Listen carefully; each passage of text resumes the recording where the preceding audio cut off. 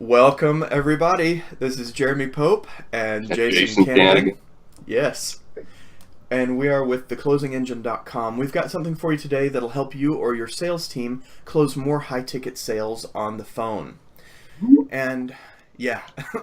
And today we're talking about checklists during a sales call. Now, we're both big believers in checklists here at The Closing Engine. And in fact, we're having to re-record this video because I did not follow my own checklist properly. So even in the smallest things, a checklist can make a huge difference. If pilots use them, if surgeons use them, you can use them too to great effect. So, on to our first topic. Checklists are not questionnaires. Jason, what have you to say about this? Well, a questionnaire, Jeremy, is like a passive document, isn't it? It's like going through immigration or something, right? Have you been Right. to a farm the last 20 days, or something? Yeah, let me fill that in with my HB2 pencil, No, we don't. That's not the spirit of this thing, right? When we're on a live sales call, we want some give and take with that prospect. We want to delve into their world a bit. And a checklist can act as a good reminder, right? Of what do we need to cover here?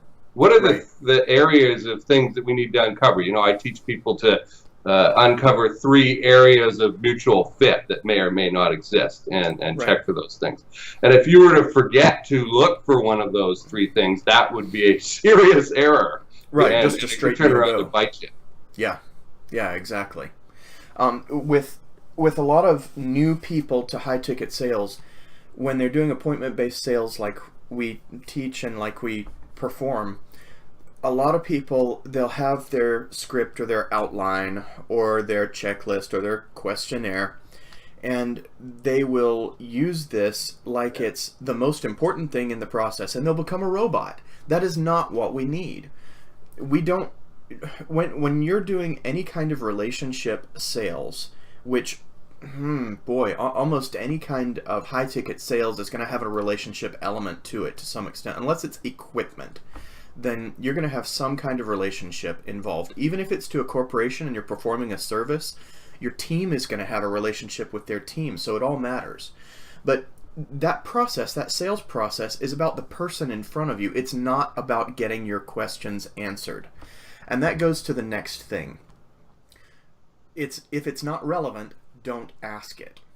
See, a lot of times we see or we hear when we're reviewing a sales call, doing our sales call overhauls, we hear people starting to just ask questions because it's on the list. And this is a different topic from the one we just covered.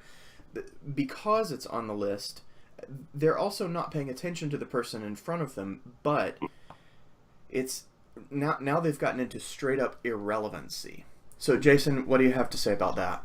Yeah, I mean, if you don't feel it, don't ask it, right?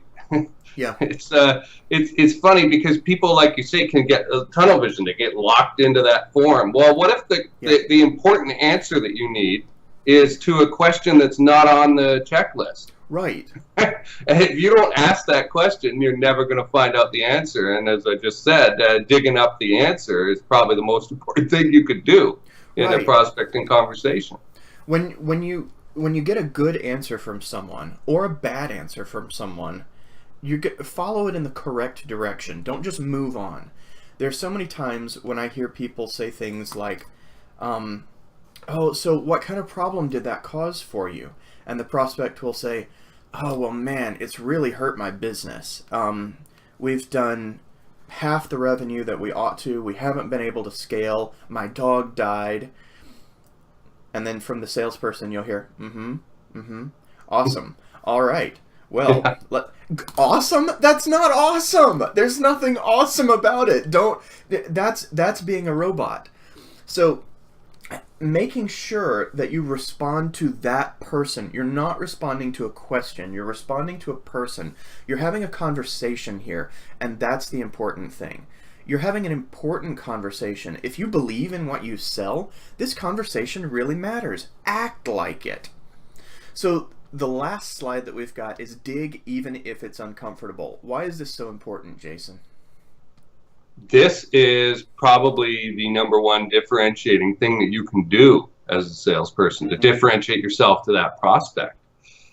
Yeah. A lot of people will try and sweep this stuff under the rug. An uncomfortable thing will come up, or as the salesperson, like say maybe a feature of what you do might not quite be a perfect fit or might not be nice for that prospect, right? And if you try and sweep that under the rug, like say we've got a renovation team that goes into people's homes and I don't know, makes them a lovely kitchen, right? In the process of doing that, they're going to make a mess.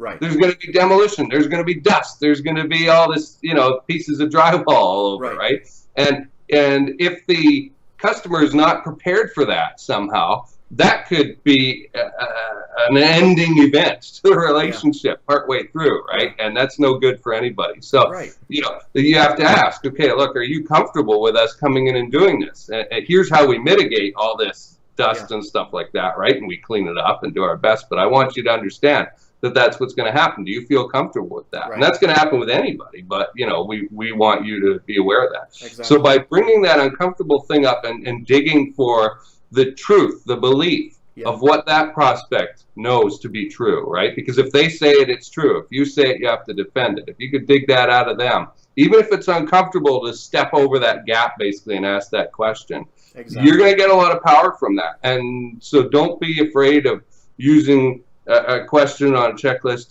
to qualify somebody out, right? It's not all about, sometimes the best sale is the sale you never made.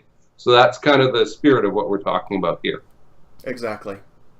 And in that same spirit, for a coaching program, if you know that it's going to take you a while to get them a welcome package, if it's going to take 3 weeks to get a welcome package because you've got a delivery problem with your fulfillment house, or if you're having password problems and you know that could be a right up front customer service issue, let them know. People are immensely forgiving when you just act a little human, and when you give them that inoculation up front, they're gonna be fine with it almost all the time. Your customers will surprise you at how forgiving they are when they understand that you're human and they understand you're on the problem. Well, that is just about it for us today. Thank you for joining us. Ask your questions below. Let us know what you need help with. I'm not going to beg for likes and shares because these are for you, not for us. So just make sure you pay it forward as well by passing this on to other folks who can use this kind of help. And until next time, this is Jeremy and this is Jason at The Closing Engine, helping you accelerate your high-ticket sales. Thanks for watching.